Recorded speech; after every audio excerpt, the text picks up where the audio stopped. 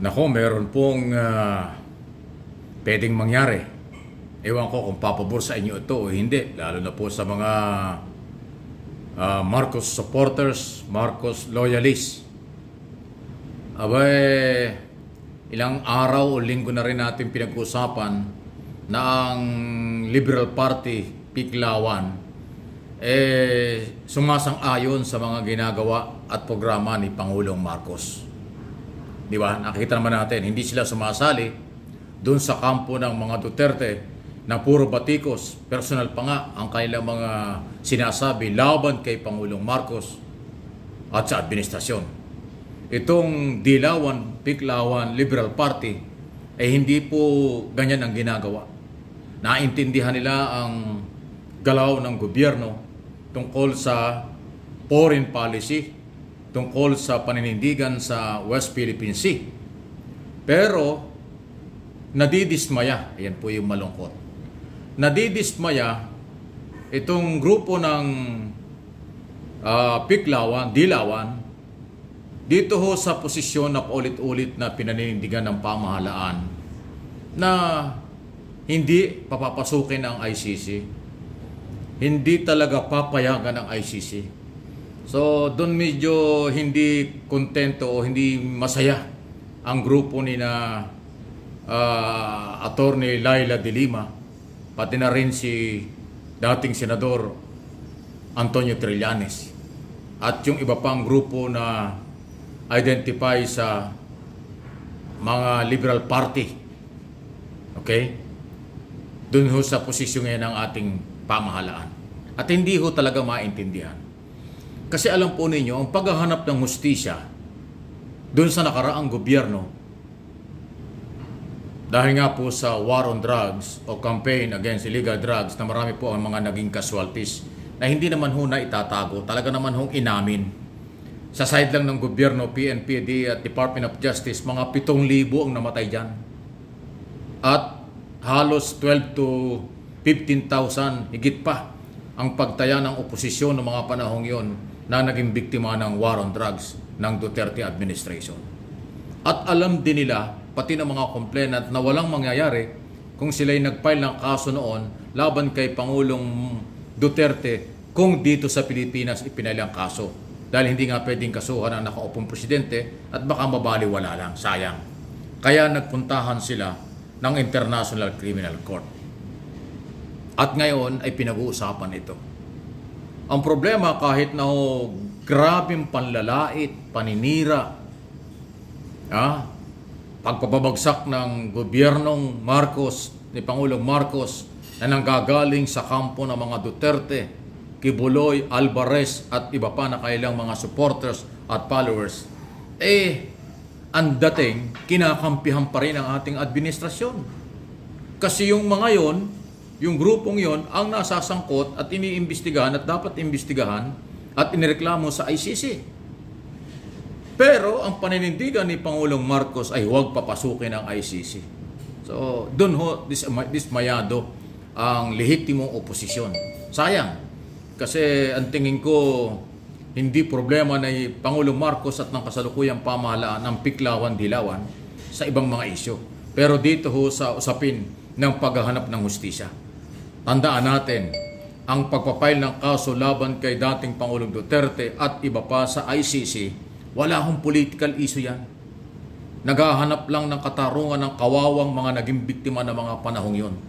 Pero ngayon, nawala na ang Duterte administration pero hindi tumitigil ang paninira sa pamahalaan, kinakampihan pa at ang dating ay pinagbabawalan pa yung makikipag-coordinate sa ICC. So yun ang hindi ko rin maintindihan kung bakit gano'n. Kayo po, kayo ba'y sang-ayon pa dyan sa nangyayaring yan? Anong tingin nyo rito? Okay?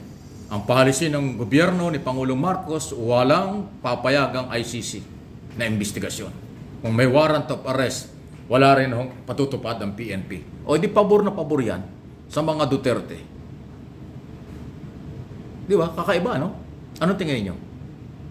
Matindi ang panlalait, matindi ang pamimersonal ng mga Duterte kay Pangulong Marcos. Pero yung legal na issue, legal na complainant, hindi naman suportahan. Di ko na alam kung anong tingin mo nyo dyan. Malaya na po kayo sa inyong mga observation, pananaw sa isyong ito. Sunod na ating pag-usapan, abay talagang, naku, ang labo na. Malabo na ba talaga? May pag-asa pa ba o ano? Abay ni isa wala pang nahuhuli ang pulis at NBI. Mag-iisang buwan na ang mga warrant of arrest na hawak nila laban kay Kibuloy at kanyang kasamahan sa sexual harassment, qualified trafficking na nakapile sa korte. Ganun po ang problema natin ngayon sa pagpapatupad ng batas at paghanap ng hustisya. Kawawang-kawawa ang mahirap. Kawawang-kawawa ang mga biktima. Kawawa ang mga walang kapangyarihan, walang salapi at pangkaraniwang tao. Only in the Philippines napakahirap maghanap ng hustisya rito. Sipin mo, 3 warrant of arrest, ni isa wala pa silang nahuli. Anong meron? Bakit ganyan? Mahirap nang ipaliwanag at mahirap ding intindihin. By the way, ang pinakahuling mga balita po ngayon, yung kasong sexual harassment ni Kibuloy at kanyang kasamahan sa Davao Regional Trial Court, na-transfer na ho dito sa Quezon City Regional Trial Court. Sa Quezon City na ho, for security reason. Sa hiling ng mga biktima at abogado ng biktima, ayun po ang dahilan kung bakit nag-decide ang DOJ na i-request sa korte na ilipat na lang dito sa Manila. So, ibig sabihin, yung mga kaso ni Kibuloy at kanyang kasamahan, dito sa Quezon City ngayon lilitisin, at saka yung ibang kaso doon naman sa Pasig Regional Trial Court sa Metro Manila na, hindi na ho sa Davao. Ayan, medyo magandang development yan kasi ang pangamba ng mga di umano'y biktima, baka hindi maging parehas ang paglilitis at sa korte sa Davao, higit sa lahat ng kanilang security dahil may threat yata sila kung ano man. So, yan po yung isa sa mga development ng kasong ito. Anong inyong masasabi dyan sa isyong ito? Okay, so atin pong abangan ang mga nangyayari. Pero huwag tayong mawala ng pag-asa. Mga Marcos supporters, Marcos loyalists, mga Dilawan, Liberal Party, mga mamamayang Pilipino, mananaig pa rin po ang katotohanan at hustisya basta ipaglaban lang ng tuloy-tuloy. Okay? Kung ano man po ang mangyari.